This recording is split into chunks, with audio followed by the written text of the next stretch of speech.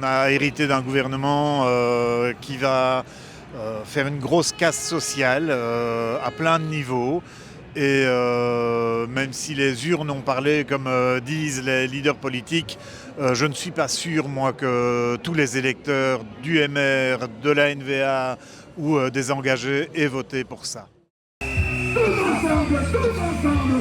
Alors moi je travaille dans un centre pour demandeurs d'asile, donc déjà toute la politique liée à la migration va en pâtir et je ne suis pas sûr que demain avec toutes les restrictions qu'on annonce que ce soit une procédure plus courte, mais est-ce qu'elle sera encore équitable, moins de moyens, moins de centres et donc plus de gens dans les centres, ça ne va pas m'aider au quotidien par rapport à toute la violence qu'il y a déjà, à tout ce mal-être qu'il y a déjà.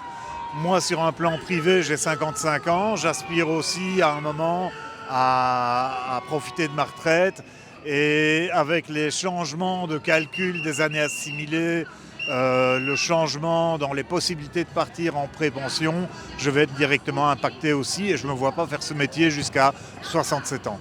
Ce qui va nous impacter le plus avec l'Arizona, c'est bien sûr les salaires, ça va être les pensions, parce que bon, c'est quand même un métier assez dur.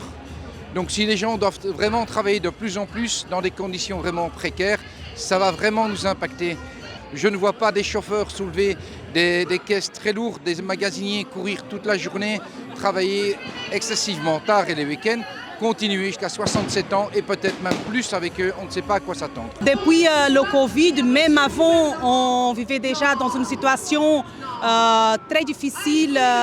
Où on n'a pas le temps de prendre soin correctement de nos résidents et le personnel qui est de moins en moins et moins intéressé à ce métier aussi. Donc si le gouvernement a envie encore de rendre la situation encore plus compliquée, ça sera vraiment une catastrophe en fait. J'espère de cette mobilisation vraiment que le gouvernement revoie sa note, allège certaines choses et va chercher vraiment l'argent où il faut aller. Ce n'est pas normal que les ouvriers qui ont les bas salaires vont avoir encore des plus bas salaires et les riches encore plus riches. C'est chez eux qu'il faut aller chercher l'argent. C'est eux qui ont le pouvoir, c'est eux qui peuvent faire ce qu'ils veulent, c'est eux qui ont l'argent. Donc c'est chez eux qu'il faut les taxer et chez eux qu'il ne faut sûrement pas augmenter les salaires, mais bien chez les gens qui ont le moins d'argent.